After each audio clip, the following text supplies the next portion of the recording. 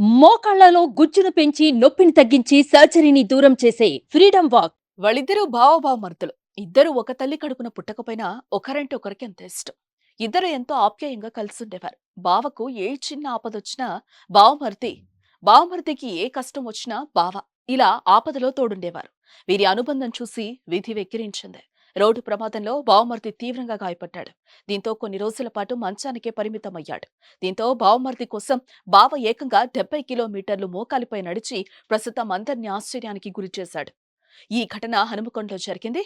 హనుమకొండలోని అంబాలకు చెందిన నాగరాజు, రజనీకాంత్ బావబావమర్దులు. అయితే ఇటీవల బావమరిది రజనీకాంత్ రోడ్డు ప్రమాదంలో గాయపడ్డాడు. దీంతో రజనీకాంత్ కోలుకుంటే మోకాళ్లపై నడుచుకుంటూ వస్తానని బావ నాగరాజు మొక్కుకున్నాడు.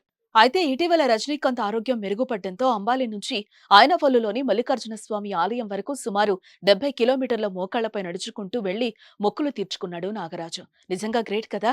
ఈ బావబావమర్దులపై మీ కామెంట్ ఏంటో తెలియచేయండి.